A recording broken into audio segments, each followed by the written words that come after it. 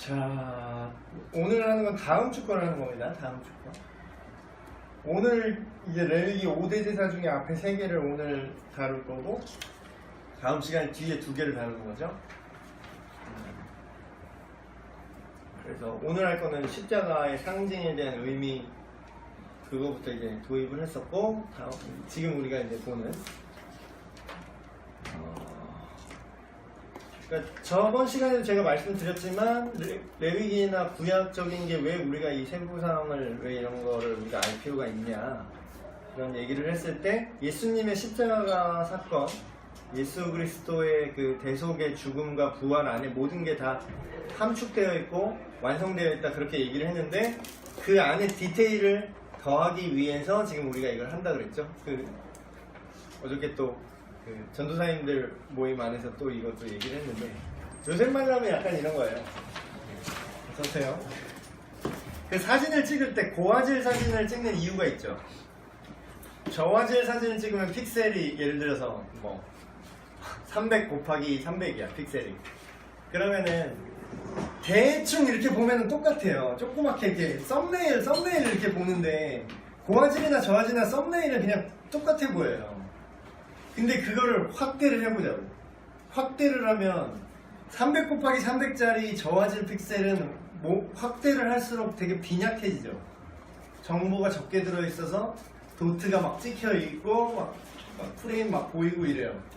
근데 예를 들어서 뭐 1000 곱하기 1000 픽셀이라고 해봅시다. 그러면 확대를 아무리 해도 그 디테일이 다 살아있다라는 거죠. 그러니까 그게 이제 화질로 제가 비유를 한 건데 그 디테일이 이 구약의 제사의 의미가 압축된 게 예수 그리스도 십자가 사건이에요. 그래서 예수 그리스도 뭐 다 되지. 오늘 이 얘기 하려고 하는데 네, 받으시고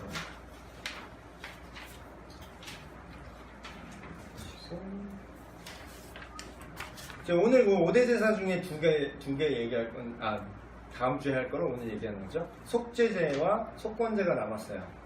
속죄제. 속죄제는 지난번에 얘기했던 번제랑 무슨 차이냐 되게 헷갈리실 수도 있는 것 같아요. 번제도 죄에 대한 대가지불이고 속죄제도 죄에 대한 대가지불인데 왜 이게 분리되어 있지?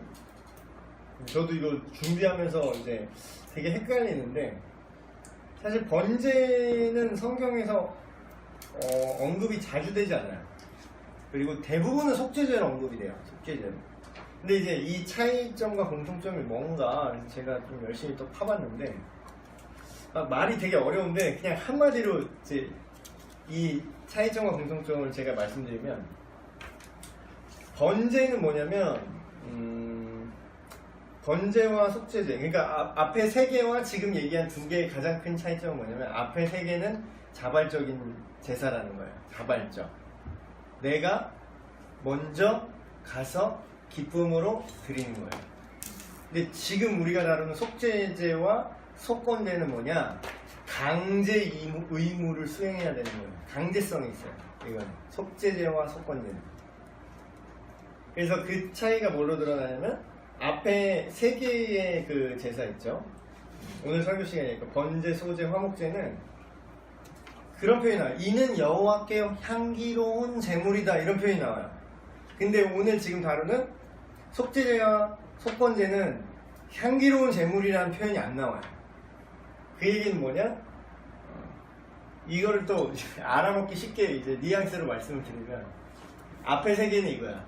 자발적으로 드리는 거죠.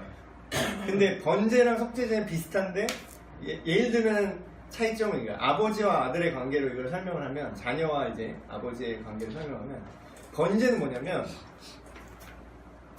먼저 자기 죄를 고백하는 거예요. 먼저 아빠가 화가 안 났어 아직. 아빠가 화가 안 났는데 예를 들면 이런 거야.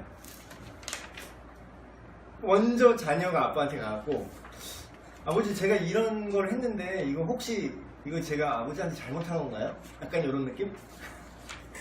그래서 그랬을 수도 있으니까 이거를 잘못하니까 용서해 주세요. 뭐 이런 느낌? 근데 이제 속죄제는 어떤 느낌이냐? 아빠가 화가 났어. 너 임마 이거 잘못했지, 이거 해결해, 예 죄송해요, 이게 속죄제예요. 이런 느낌.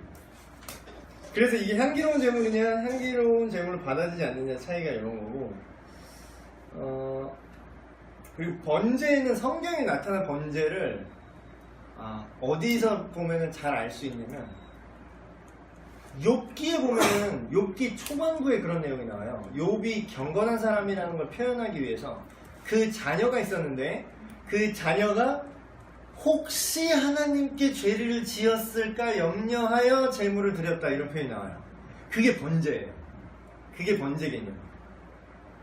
그래서 뭐 이따가 또 얘기할 건데 이게 막 여러 가지 계속 반복되고 헷갈리는데, 결국 5대 제사는 뭘 얘기하냐면 그러니까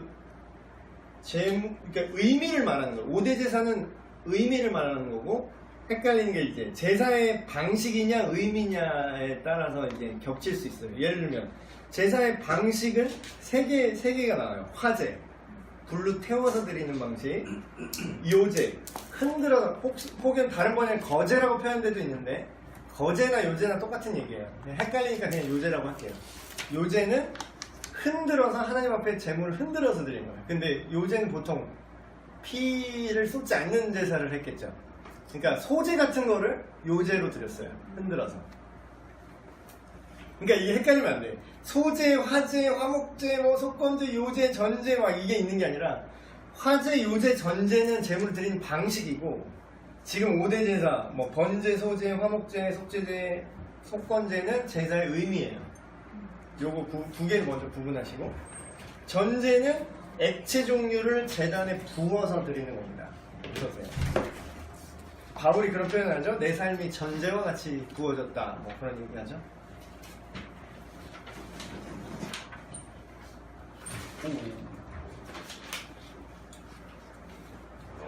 그래서 자 보세요. 그러면 제가 질문을 할게요. 속죄제랑 번제는 어떤 제사의 방식이죠? 예, 화제죠. 그렇지. 그러니까 번제를 화제 형식으로 드리는 거지. 요게 맞는 거죠. 그러니까 이는 화제라 뭐 이런 식으로 중복적으로 말하는 성경이 있어요. 그래서 그게 막 모르는 사람은 뭐야 이게, 제사가 여기는 번제라고 해놓고 여긴 또 화제래, 여기는 또 속죄제라고 해놓고 이는 화제로 드렸다 그래, 뭔 말이야, 이게 의미가 헷갈릴 수도 있는데 그게 아니라 하나는 방식, 하나는 내용이에요. 자, 요거는 정리되셨죠? 그래서 속죄제를 이제 좀 얘기를 깊게 다뤄보면, 속죄제는 똑같이 죄를 이제 용서받기 위해 행하는 죄인데, 속죄제와 번제의 가장 큰 차이점은 또 뭐냐면, 자세히 보시면 번제는 제물을 그 제단 위에서, 그러니까 성막 안에서 태워요. 성막 안에서. 근데 속죄제는 안에서 태우지 않아요. 진 밖으로 나와서 불사르라 그래요. 그러니까 차이가 있죠. 근데 이 차이는 어떤 의미의 차이냐?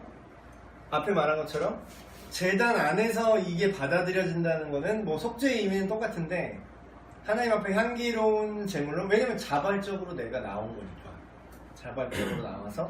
그래서 이제 죄사함의 의미지만 번제는 믿음, 복종, 감사, 헌신의 의미가 있어요. 자발적인 거니까. 근데 속죄제는 뭐냐면 하나님의 진노를 해소하는 개념의 죄사함이에요. 진노를 해소하는 개념의 죄사함. 그래서 이게 신약 표현 보면은 그런 예수님의 죽으심에 대해서 그렇게 평가해서, 그는 영문 밖에서 죽임을 당하셨다, 이런 표현을 해요. 실제로 그 예루살렘 그 성벽 밖으로 나가서 십자가에 매달리신 거죠. 그게 속죄제라고 해요. 속죄제. 그래서 받아들여졌으면 하나님 앞에 향기로운 제물이면 성전 안에서 바치는데, 이건 하나님의 진노를 백가집을 하는 거기 때문에 잡고 밖에서 태워요. 받아들여지는 건 똑같은 거 아니에요? 죄가 사해지는 거니까. 죄사함은 똑같아요. 죄사함은 똑같은데, 자 이제 자세히 들어볼게요. 자, 근데 속죄제는 요 세 가지 측면의 죄를 포함해요. 첫 번째, 부작위죄. 저 이 말이 되게 어려운데, 부작위죄가 뭐냐면요. 쉽게 얘기하면 이런 거야. 약간 소극적인 죄예요. 소극적인 죄. 마땅히 해야 되는데 할 걸 안 한 죄. 예를 들면은 길을 가는데 길거리에 사람이 쓰러져서 피 흘리고 있어. 근데 그냥 지나가. 요런 게 부작위죄 같은 느낌? 예를 들어서 어떤 사람이 억울해. 근데 내가 증언을 해줄 수도 있어. 근데 증언을 안 해, 내가. 목격자야. 근데 증언해달라 그랬는데 안 해, 내가. 이게 부작위죄예요. 부작위죄. 이게 속죄죄로 할 수 있는 그에 해당되고, 또 우발적인 죄. 우발적인 죄. 여기 이 성경적인 표현으로는 이제 부정한 물건을 나도 모르게 만졌을 때, 뭐 시체를 만졌다거나, 뭐 어서 오세요. 그래서 오늘날의 의미로 이렇게 생각을 해보면, 근데 이걸 조사하면서 한 가지 되게 우리가 잘못 알고 있었던 개념이, 모든 죄가 다 용서받을 수 있다, 막 우리는 이렇게 생각을 하죠. 모든 죄. 그 나아가선 죄가 아니라는 생각까지 이게 지금 나오잖아. 그런 것들 때문에. 네.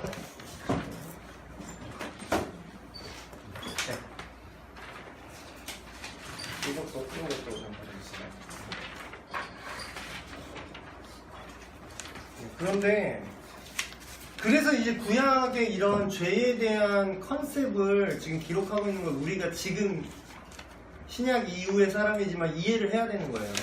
이게 디테일 떨어지는데 뭐냐면 여기서 이 5대 제사 중에 죄를 대가 지불하는 것 중에 고의적으로 의도적으로 지은 죄를 사할 수 있는 죄가 없어요.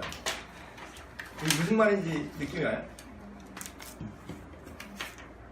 레위기 보세요. 그러니까 출애굽기 보세요. 출애굽기 보면 이 시점은 출애굽기 시점인 거 아시죠? 레위기가 써지고 주어진 시점이 출애굽기 그 광야 시절이잖아요. 근데 출애굽기에 보면 그런 내용이 나와요. 의도적으로 일부러 원한 때문에 사람을 죽인 자는 용서하라는 말이 안 나오고 죽여라 이렇게 나와요. 죽여라. 그러면 뭐 오늘날 뭐 일부러 죄 지으면은 다 죽여야 되냐 그런 뜻이 아니라 여기서 속죄죄가 속죄할 수 있는 범위가 의도적인 죄, 계획적인 죄는 포함되지 않다는 거예요. 근데 이거를 현대적으로 어떻게 해석하냐면, 현대적이라기보다는 신약 표현의 오해, 현대적이라는 단어가 좀 다른 의미로 쓰니까 용어를 다시 정리를 하면 신약 시대 이후 예수 그리스도 안에서 완성된 복음으로 이걸 해석하면 무슨 뜻이냐면 의도적으로 죄를 지었다라는 거는 어떤 의미일까요? 의도적으로 죄를 짓는다라는 거예요. 계획적으로 살인을 해요. 예를 들어서. 그러면 그건 뭘 포함하는 개념이냐면 죄를 회개하지 않는다라는 개념을 포함하는 거예요. 그러니까 더 정확히 말하면 죄라고 인정해야 회개를 할 수 있죠. 제가 금요차례 설교한 것처럼 죄를 죄라고 인정을 해야 죄책감이라는 게 생기고 그래야 내가 이게 잘못됐군요. 내가 여기서 돌이켜야 될 것 같아요. 라는 생각이 들든지 말든지 할 거 아니야. 근데 의도적이고 분명하게 그 죄를 기획해서 한다라는 건 그게 죄라는 인식이 없고 따라서 회개가 불가능하다라는 거죠.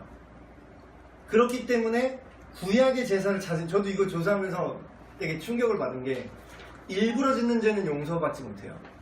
일부러 의도적으로 짓는 죄. 그러니까 여기 속죄에 우리는 막연하게 그러니까 예수님 믿으면 무슨 죄든지 다 용서받을 수 있어요. 그러니까 미량 같은 내용이 나온 거야. 그러니까 사람들이 기독교를 욕하는 게 이게 해석이 안 돼서 그래요. 이게. 그러니까 이거는 근데 사실 그들의 잘못이 아니라 믿는 우리가 이 구약의 5대 제사 안에 있는 이 개념을 그리스도의 죄사함에 제대로 적용을 못하고 있는 거죠. 어떤 면에서. 그러니까 말이 좋아. 그러니까 모든 죄, 그 어떤 죄를 지었더라도 예수님 믿으면 용서받습니다. 맞아요. 맞는 말이야. 근데 단서가 붙어 있어. 그 어떤 죄든 괜찮아. 살인도 용서받아요. 근데 회개해야 돼. 무슨 말인지 알겠어요? 의도적으로 이게 어떻게 조화를 이루냐면 요한일서 보면은 사도 요한이 이 말년에 쓴 책이죠. 늙은 이 고문당하고 자기 동기들 다 이제 순교당하고 이 말년에 이 늙은 사도가 쓴 서신들이잖아요. 계시록이랑 요한일서.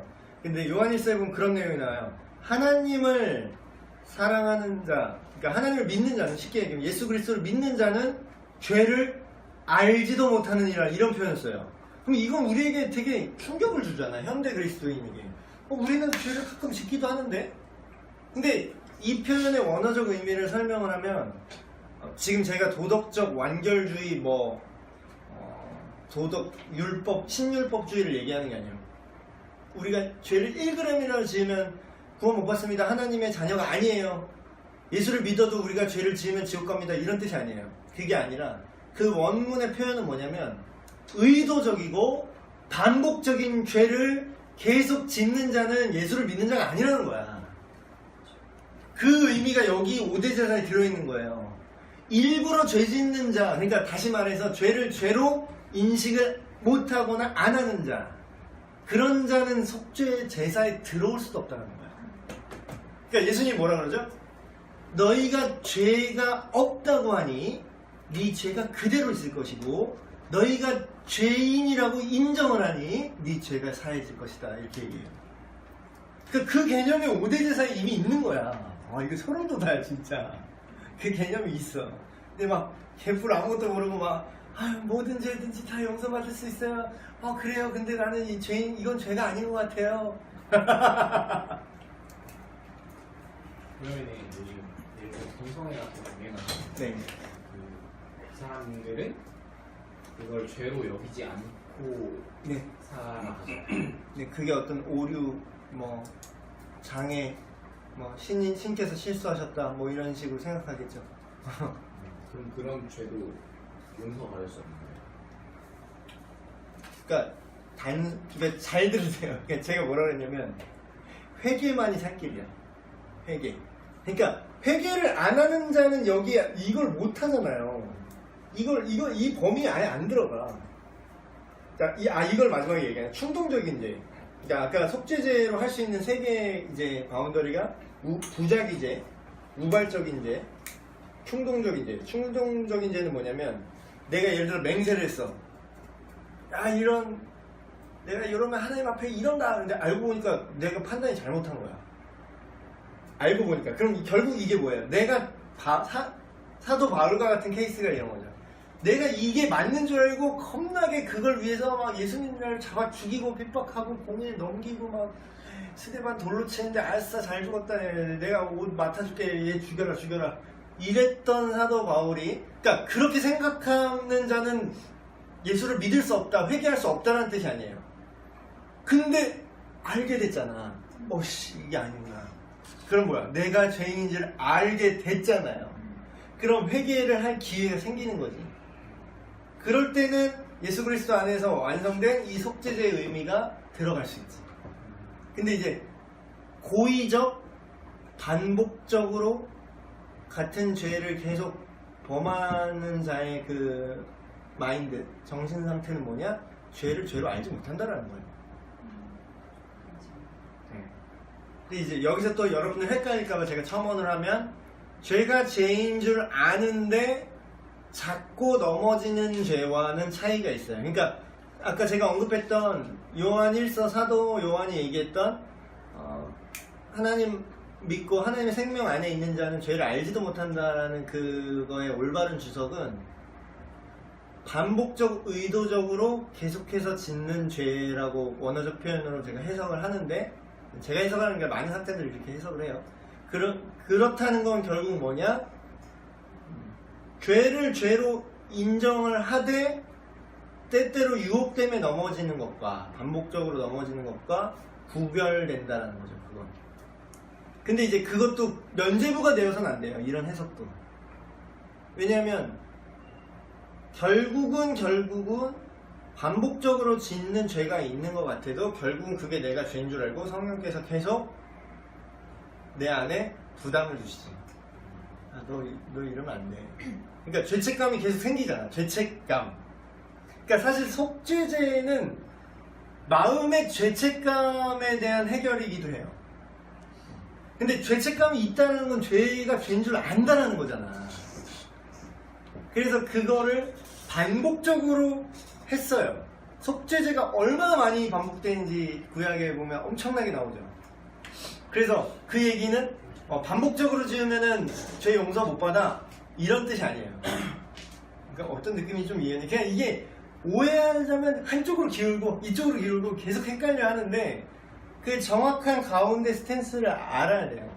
그래서 반복적으로 넘어지는 것처럼 보이지만 점점 성화의 과정 속에서 빈도가 줄어들고 그거에 대한 죄를 잘 다루는 게 되는 것이 성경적인 예수 그리스도를 믿는 사람의 그런 속죄의 의미죠. 아까 말씀하신 의도적 살인에는 죄를 회개하지 않겠다는 의지 네. 포함만. 네, 그렇죠. 그 의지가 포함된 네. 거니까. 그러니까 그거와 지금 좀 전에 말씀하신 거랑 당연히 그 차이가 네. 개념적으로 차이가 많이 있는 것 같아요. 그래서 그래서 이거를 지금 우리가 예수 그리스도를 믿는 믿음 안에서 모든 죄가 용서받을 수 있다라는 우리가 이런 단편화된 그런 개념만 갖고 있는데 거기에 우리가 약화된 게 회개하지 않는 자는 용서받지 못한다라는 개념이라는 거예요. 그리고 실제로 복음은 회개하는 자들에 한해서 적용되는 기쁜 소식이라는 거예요. 그러니까 이게 만인 구원론자들이 이거를 이해를 못하는 거야. 우리가 개뿔 사고를 치든 뭘 하든 결국엔 모두를 구원할 것이다. 응, 아니야. 성경은 그렇게 얘기한 적 없어요. 구약 제사 때부터 그렇게 얘기한 적이 없어요. 그러니까 의도적으로 정말로 계획을 해서 했는데 네. 나중에 정말로 회개를 그러니까 자기 자신의 잘못을 뉘우칠 수 있잖아요. 네, 그렇죠. 그건 가능하지. 그건 가능하지. 막 계획적으로 다 살겠지만 만약에 계획적으로 그런 계획 없습니다. 계획적으로 근데 이제 이건 있어요. 이게 되게 이게 맞는 말인데 이게 명제적으로 맞는 말이야 지금. 근데 이게 되게 위험한 게 내가 언제 회개의 시점을 내가 결정할 수 있다라고 착각하면 되게 위험한 생각이 됩니다. 이게. 네가 이게 죄인지를 네 마음대로 그러면 내가 이 다음 주까지는 내가 이게 죄인 줄 이게 죄인 줄 아닌 걸로 아는 걸로 하자. 그래서 내가 마음에 안 드는 놈을 척살을 한 다음에 그 다음 주에 내가 이게 죄라는 것을 깨닫는 걸로 하자. 이건 하나님 안 속아. 하나님 안 속아요. 그러니까 우리의 명제와 근데 이게 지금 우리의 사회에서 이게 이루어져요. 정적을 제거하자. 정적을 제거하자.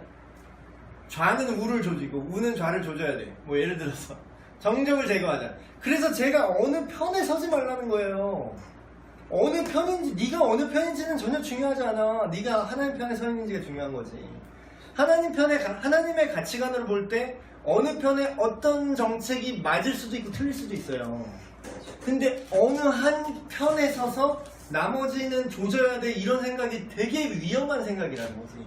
한쪽을 적폐로 몰아버리면 그 반대 정권 잡으면 또 적폐로 몰아서 조지는 거야. 우리 그리스도인이 그 어느 한쪽을 펴서 이렇게 왔다 갔다 계속 이러고 있어야 돼요? 그리스도인은 언제나 하나님의 가치관에 서 있으면 되는 거예요. 그래서 맞는 건 맞다, 잘못한 건 잘못했다, 지지하는 건 지지한다, 이건 안 된다, 그거만 하면 되지. 그래서 어디까지 얘기했죠? 네. 속죄죄는 이런 느낌. 근데 속건죄 시간 많이 없네요. 속건죄는 뭐냐면 속죄죄는 자기의 어떤 양심과 자기와 하나님과의 관계 속에서 그런 죄책감의 해결에 중점이 있다면 속건죄는 실제적인 피해에 대한 보상을 포함합니다. 실제적인 피해에 대한 보상. 저는 근데 이게 놀라운 그 복음에 하나님의 궁극적인 완성하실 그 구원의 그림에 이게 포함된다는 사실을 보면서 너무 소름이 돋았어요. 어떤 느낌이냐면 하나님이 예를 들어서 너희를 구원할 거야. 그래, 너희 죄를 용서해 줄게. 그렇지만 너희 죄 때문에 피해를 입은 거는 그대로 냅둘 거야. 이게 무슨 느낌인지 아세요? 하나님이 우리를 그래 용서를 해줬어. 그래, 우리를 구원했어. 그래, 죄에 대한 죄책감은 내가 제거해 줄게. 그렇지만 네가 죄 지은 것들, 그것 때문에 너희가 입었던 상처와 피해는 영원히 널 고통스럽게 할 거야. 하나님 이러세요? 실질적으로 이 사회가 피조세계가 지금 무너져 있죠. 물론 예수님을 믿으면 회복이 돼요. 근데 하나님과의 우리와의 관계만 회복이 되고 만약에 실질적인 피해 보상이 이루어지지 않는다면 이 세계가 성경에서 말하는 것처럼 완전히 다시 회복되고 이사야서에서 말한 것처럼 사자가 풀을 먹으며 늑대와 이리가 함께 뛰노는 그 세상이 새롭게 새창조돼서 리스토어 되는 게 아니라 피해받은 대로 계속 바다에 플라스틱이 둥둥 떠다닐 것이며 그렇게 얘기해요? 아니에요. 근데 이게 속건제, 그러니까 지금 하나님 입장으로 얘기한 속건제예요. 죄를 용서하고 죄 문제가 해결된다는 건 죄 때문에 이루어진 실제적인 상태의 회복을 포함한다라는 거예요. 그래서 근데 이건 하나님 측면에서 제가 얘기하는 거고 인간 대 인간끼리의 측면에서 이걸 다시 설명하면 우리 옛날에 영화 미량 그런 거 있었잖아. 미량 전도연 주연의 근데 그 내용이 그거잖아요. 자기 자녀가 어떤 살인자한테 살해를 당했는데 그 상심하고 있던 이 여자가 기독교에 귀의를 해서 그럼 내 자식을 죽인 그 살인자를 교도소를 찾아가서 주님의 사랑으로 용서를 해야겠다 찾아갔더니 그 살인자는 이미 현자가 돼 있었어. 그래서 나는 이 구약식으로 하면 나는 속죄 받았습니다 이러고 있는 거지. 나는 이미 용서받았어요. 자매요. 용서를 해주려고 갔던 이 여자가 생각을 해보니까 빡이 칩니다. 내가 용서를 안 했는데 왜 네가 용서를 받았대? 하나님한테 용서. 근데 이게 현대 그리스도인의 이제 병폐 중에 이런 게 있어요. 예를 들어 이것에 어떤 목사님이 설교 중에 이런 얘기 난 너무 웃겼는데 김 집사님과 이 집사님이 서로 겁나 싸웠어. 그래서 관계가 틀어졌어. 근데 김 집사님도 그렇고 이 집사님도 그렇고 당사자하고는 어떤 쇼부를 안 쳐. 근데 각각 교회를 나가서 하나님 용서해 주세요 이러고 있다는 거야. 그러면 속죄죄만 계속 하는데 속건죄는 없는 거예요. 그러면 실질적인 그 피해가 보상이 안 돼. 예를 들어서 교인인데 내가 다른 성도에게 재물에 피해를 입혔어. 이 사람 예를 들어 1,000만 원을 날렸다고 합시다. 이 교회 집사님 때문에. 근데 이 교회 집사님이 그 1,000만 원을 보상은 안 하면서 교회에 와서 하나님 용서해 주세요. 예수 그리스도의 피로 모든 죄 피와 같이 붉은 눈같이 희겠네. 눈같이 하고 소울풀하게 이렇게 찬양하고 있어. 죽이고 싶지. 1,000만 원 안 갚은 사람은. 그러면서 예수님이 다 모든 죄 용서하실 수 있대. 이거는 속건제 개념이 없는 개소리예요. 예수 그리스도의 죄사함은 그딴 게 아니야. 뭔 말인지 알겠어요? 정말로 예수님의 용서를 받으려면 성경에 나오잖아. 속건제 개념이 나와요. 삭개오야 부를 때 그 세리 다 애들 막 피 빨아먹는 앞잡이, 로마 앞잡이라고 해야 되나 이제는? 우리 일본 앞잡이라고 하는데 우리 정서에서 로마 앞잡이로 사람들 유대 사람 피 빨아먹던 착취했던 이 삭개오가 주님 앞에 나와서 뭐라고 합니까? 주여, 제가 억울하게 빼앗은 것이나 토색한 것이 있다면 4배나 갚겠나이다. 이 사람 이게 왜 대단한 건지 알아요? 자기가 자발적으로 잘못했다고 피해를 준 사람한테 갚을 때는 속건제는 플러스 20%만 더하면 돼요. 근데 4-5배를 갚을 때는 어떨 때 갚는지 알아요? 잡혔을 때. 자기가 먼저 회개를 안 하고 잡혔어. 그러면 공권력의 처벌로 너는 4배, 5배를 갚아라 이렇게 되는 거야. 그러니까 속건제가 있었던 거는 현대 인간의 어떤 법 체제에 있어서 법이 필요한 이유가, 그러니까 특별히 형법이 필요한 이유가 범죄를 억제하고 예방하는 효과를 위해서 현대 법학자들이 되게 고민을 해요. 어떻게 법을 설계해야 이 사람들이 죄를 안 짓을까? 근데 이 설계가 이미 이때부터 있었던 거지. 자, 사람이 생각을 해봅시다. 만약에 내가 누구한테 1,000만 원을 사기를 쳐서 피해를 줬어. 근데 이거를 내가 자발적으로 가서 용서를 구하고 해결하면 1,200만 원만 주면 돼. 근데 만약에 내가 이러고 있다가 걸렸어. 그러면 4,000만 원, 5,000만 원을 갚아야 돼. 그러면 이 사람이 스스로 회개를 하는 게 훨씬 땡기겠죠. 그걸 유도하는 거지, 이미. 유도하는 거야, 사회적으로도. 근데 우리가 예수 그리스도를 믿는 믿음 안에서 모든 죄가 용서받는다는 건 아까 화목제 개념이 그건 하나님과 화목하는 건데 인간끼리의 화목은 뭐냐? 속건제예요. 속건제. 그래서 이런 얘기가 되게 많이 나와요. 그래서 삭개오가 구원받은 증거는 삭개오가 구원받은 그 예수 그리스도께로 나아온 삭개오의 그 구원의 죄사함의 속성에는 속건제가 들어있음을 보여주는 거야. 왜냐면 내가 예수님 믿어서 나는 구원받는데 여태까지 내가 헤쳐먹은 건 안 갖고 그냥 갖고 있을게요. 이거는 말이 안 된다는 거지. 그래서 거꾸로 봐서 그가 그렇게 재물을 갚아줬기 때문에 구원받은 게 아니라 그의 구원이 진짜라는 것이 이 속건제보다 더 나은 내가 진짜 죄인입니다 하면은 어때요? 내가 진짜로 진심으로 회개하는 자가 자기 감형해달라고 그래? 아니죠. 진심으로 회개하는 자는 내가 쓰레기입니다. 나를 죽이세요. 나를 처벌하세요. 그냥 있는 대로 강하게 처벌하세요. 이렇게 하죠. 근데 속건제로 하면은 5분의 1 더해서 갚아야 되는데 이 사람은 마치 자기가 잡힌 사람처럼 4배로 갚겠습니다. 이래요.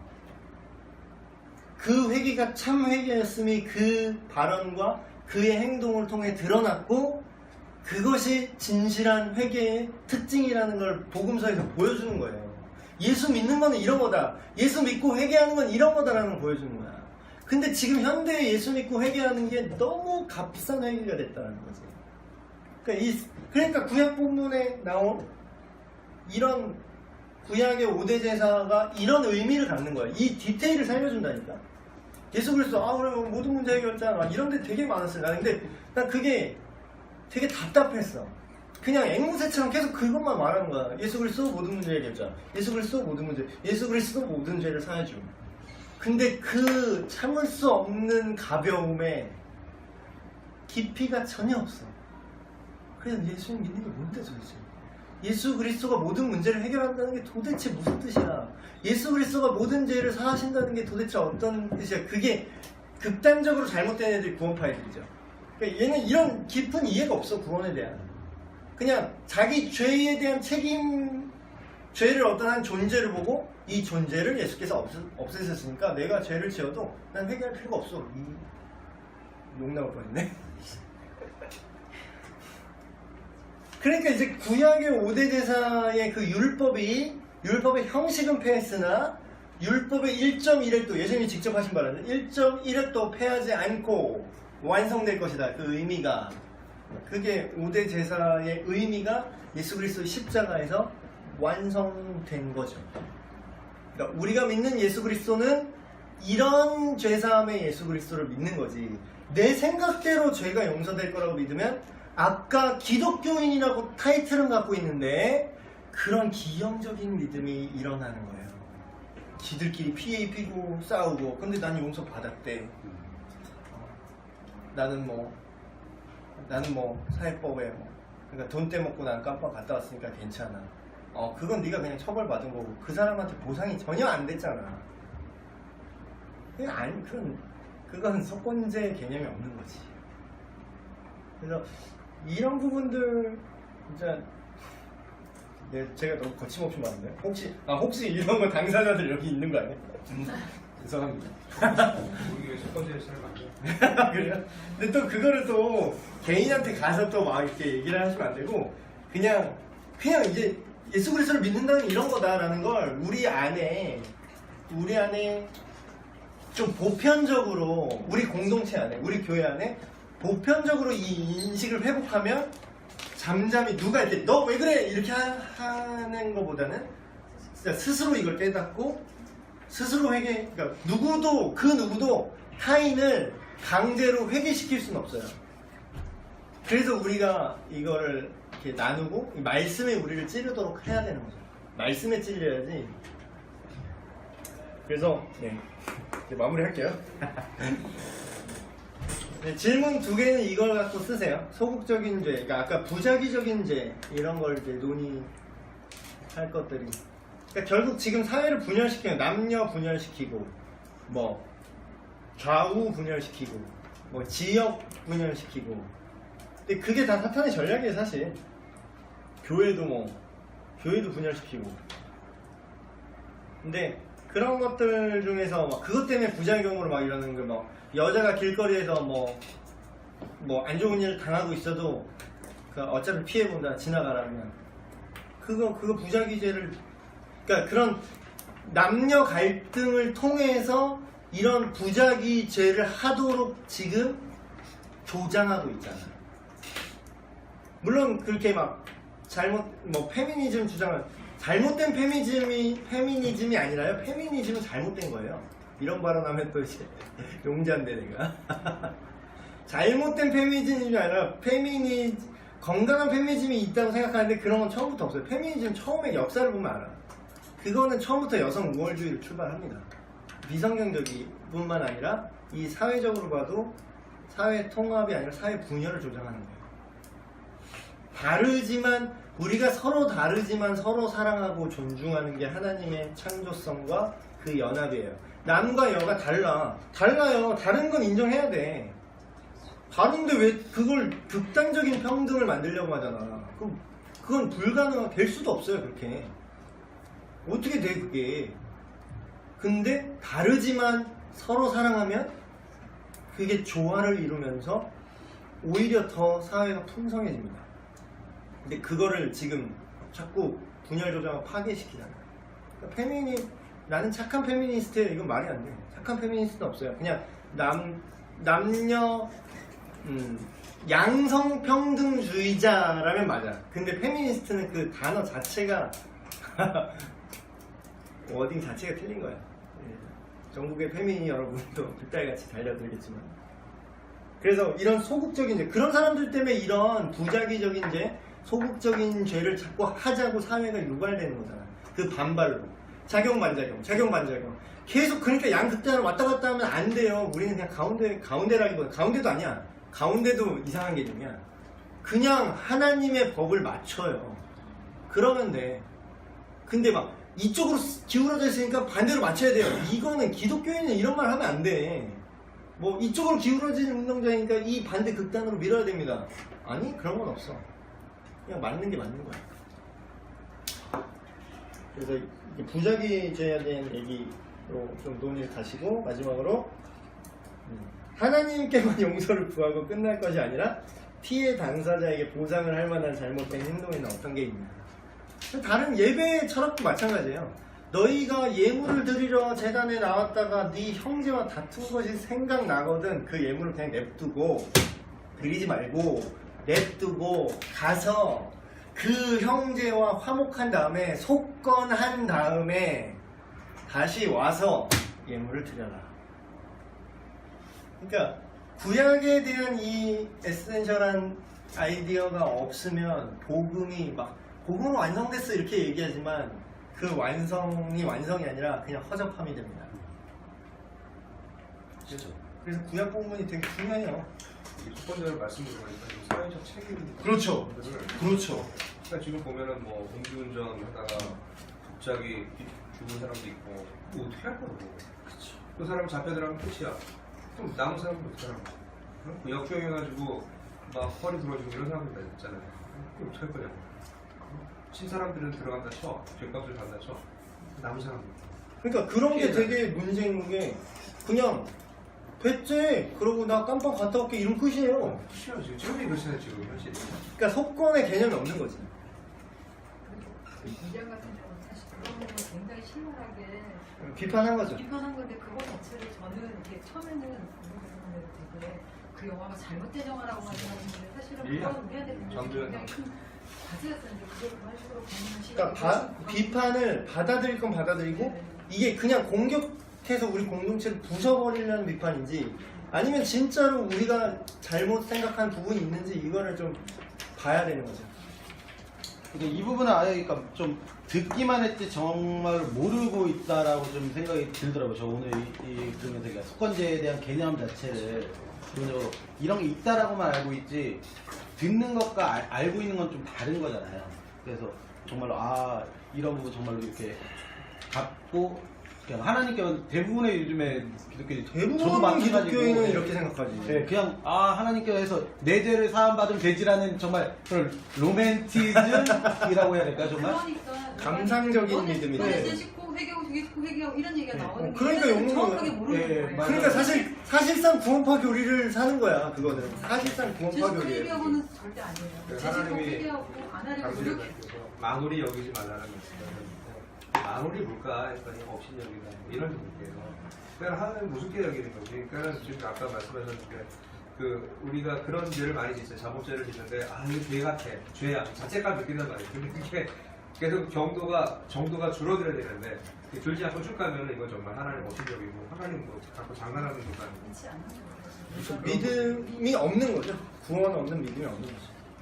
그래서 이런 문제들 사실 이제 청년부기 때문에 그래도 이제 어떤 이런 좀 생각할 수 있는 내용, 좀 토론할 수 있는 내용을 좀 성경적으로 잘 풀어내는 시간이 필요할 것 같다 해서 지금 이런 식으로 가고 있는데, 그래서 이런 구약의 어떤 제사의 의미가 예수 그리스도 안에 완성되었는데 그것이 오늘을 사는 우리가 어떤 자세로 예수님을 믿어야 되는가.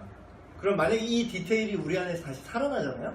그러면 우리의 삶이 훨씬 거룩해지고 훨씬 바깥 사람들이 안 믿는 사람을 볼 때도 훨씬 힘을 얻어요. 왜냐면 내가 다 능력이 안 돼서 못 갚을 수도 있어. 예를 들어서 내 진짜 돈이 없어. 근데 적어도 그걸 내가 속죄를 못했다는, 속건을 못했다는 그 미안함과 그 마음을 다해서 정말 사죄하는 그 마음, 그 자세. 그러니까 사람이 열받는 거는 돈도 돈이지만 그 자세 때문에 열이 받는 거예요. 거기서 만약에 미리안 그 영화에서 그 사람이 아무리 회개한다고 뭐 돈을 얼마 준다고 죽은 자식이 살아 들어와? 그건 절대 속건을 못하지. 그냥 1대1로 말하면. 그런데 자세라도 내가 이런 정말로 큰 죄를 졌습니다. 당신한테. 내가